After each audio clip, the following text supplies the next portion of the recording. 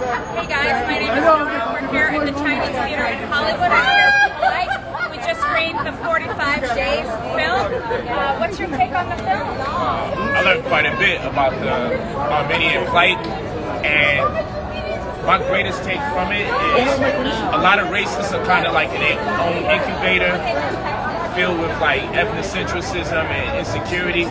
So a lot of times we fail to acknowledge other people's struggle in fear that it might circumvent our very own, because everybody has their struggles, whether previous or most present.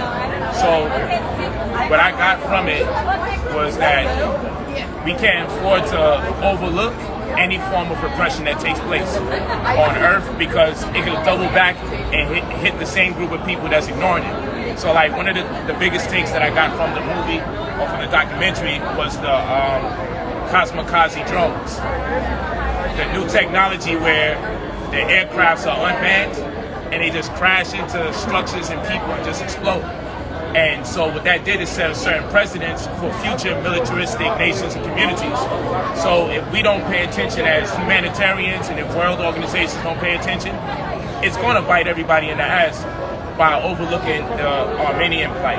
So that was one of my greatest takes from it. And then also, I realized I don't pay attention enough to other people's struggles. You feel what I'm saying? Because when I look at theirs in retrospect to ours, I seen a similitude there, right?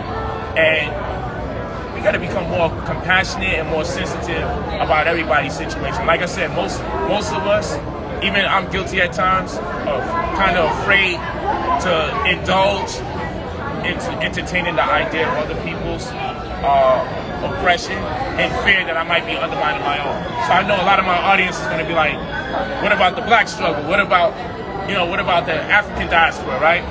What about it? It still exists, and we still got to put up our fight, but it doesn't mean that we should ignore others. You know, if it wasn't, like, I looked at the timing, right? So another thing that stood out was that this took place, this 45-day war, technically 44. This took place during a time where strategically they said, hey, the election was taking place, right? The elections were going on, so the world was really distracted. Big time. The international community was distracted, so very close so they can hear us. Make sure they can definitely hear us. Yeah, they took the opportunity to have this war at a time where the rest of the world was distracted.